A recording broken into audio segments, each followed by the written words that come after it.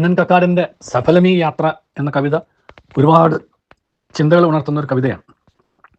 ഒരു അർബുദ രോഗത്തിന് അടിപ്പെട്ട് നിൽക്കുന്ന കവി തന്നെയാണ് അതിനകത്ത് നായകൻ.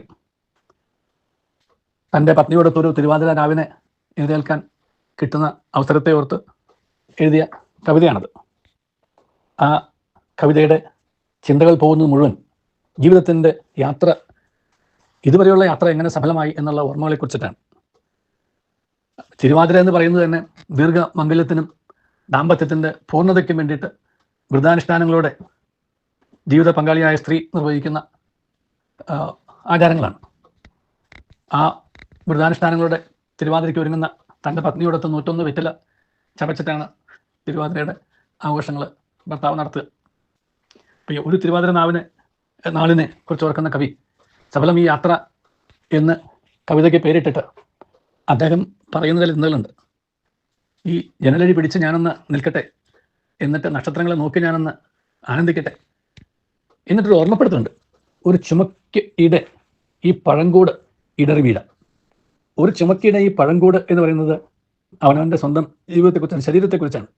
ശരീരത്തെ ബാധിച്ചിരിക്കുന്ന അസുഖത്തിൻ്റെ ഓർമ്മപ്പെടുത്തൽ അദ്ദേഹത്തെ കൊണ്ടുവന്ന് എത്തിച്ചത് ഇതൊരു പഴങ്കൂടായി മാറി എന്നും അത് ചുമക്കിടെ വേണമെങ്കിൽ ഇടറി വീഴാം എന്നുള്ളതാണ്. എന്നിരുന്നാലും അദ്ദേഹം പറയുന്നു, ഓർമ്മകൾ ഉണ്ടാവണം. ജീവിതത്തിൻ്റെ യാത്ര സഫലമാകുന്നത് ഓർമ്മകളെ താലോലിക്കുമ്പോൾ മാത്രമാണ്. ഒരുപാട് നല്ല ഓർമ്മകളെക്കുറിച്ച് കവി ഓർമ്മപ്പെടുത്തുന്നുണ്ട്. നടത്തിയ ഇന്നേ വരെയുള്ള യാത്രയിൽ ഈ പഴങ്കൂട് ആവുന്നതിന് മുമ്പായിട്ട് ജീവിതത്തിൻ്റെ യാത്രയിൽ ഓർക്കാൻ ഒരുപാട് മധുരിക്കുന്ന ഓർമ്മകൾ. ഞാൻ ഈ ജീവിത പ്രശ്നങ്ങളുമായിട്ട് വരുന്ന ആളുകളോട് ചോദിക്കുന്നൊരു ചോദ്യമുണ്ട്. How long have you been happily married? ദാമ്പത്യത്തെക്കുറിച്ചുള്ള ചിന്ത ഈ സഫലമായ യാത്രയിൽ കൂടുതൽ വരുന്നതുകൊണ്ടാണ് ചോദിക്കാറ്. അതുകൊണ്ടാണ് ഈ ചിന്ത വന്നത്.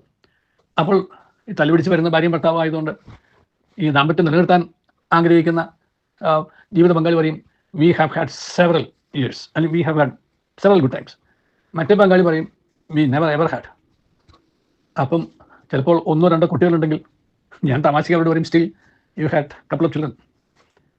അതിനെക്കുറിച്ച് പറയുന്ന മറുപടിയൊക്കെ കേട്ടാൽ നമ്മൾ ഒരുപക്ഷെ ഞെട്ടിപ്പോകും. എന്തുകൊണ്ട് അതിനെക്കുറിച്ച് ചിന്തിക്കാൻ ആഗ്രഹിക്കുന്നില്ല. ഞാൻ ചിന്തിക്കാൻ ആഗ്രഹിക്കുന്നത് ജീവിതത്തിൽ ധന്യമായ നിമിഷങ്ങൾ, നല്ല ഓർമ്മകൾ കാത്തു സൂക്ഷിക്കാൻ കഴിയുക എന്നുള്ളതാണ് ജീവിതത്തിൻ്റെ യാത്രയുടെ ഒരു വിജയം. യാത്ര സഫലമാകുന്നത് നാളിതുവരെ നടത്തിയ യാത്രയിലെ നല്ല ഓർമ്മകളാണ്. മുന്നോട്ടുള്ള യാത്ര എത്ര ദുർഘടമോ, മുന്നോട്ടുള്ള യാത്ര എത്ര സങ്കീർണതകൾ നിറഞ്ഞതോ എന്നൊക്കെ നമുക്ക് മുന്നറിയിപ്പ് തരുന്ന അവസരങ്ങൾ ഉണ്ടാകുമ്പോഴും യാത്ര ഇതുവരെ സഫലമായി ഓടിയെന്ന്, നടത്തിയെന്ന്, മുന്നോട്ട് പോയി എന്ന് ചിന്തിക്കാൻ കഴിയത്തക്കവണ്ണം നമ്മുടെ ഓർമ്മകളെ നമുക്ക് താലോലിക്കാൻ സാധിച്ചാൽ ജീവിതയാത്ര സഫലമാകും. അങ്ങനെ നല്ല ഓർമ്മകളെ താലോലിച്ചുകൊണ്ട് ജീവിതത്തെ ജീവിക്കാൻ ദൈവം അനുവദിക്കുന്ന അത്രയും കാലം ധന്യമായി മുന്നോട്ട് കൊണ്ടുപോകാനും ആ നല്ല ഓർമ്മകളുടെ സന്തോഷത്തിൻ്റെയും നന്ദിയുടെയും ഒരു ഓർമ്മകളുമായി ജീവിതത്തെ സഫലമാക്കി നമുക്ക് മുന്നോട്ട് കൊണ്ടുപോകാനും കഴിയണം. അപ്പോൾ ജീവിതം ധന്യമാകും, സഫലം മാത്രമല്ല. അതിനായി ദൈവം നമ്മെ അനുഗ്രഹിക്കട്ടെ. നല്ലൊരു ദിവസം എല്ലാവർക്കും നേരുന്നു.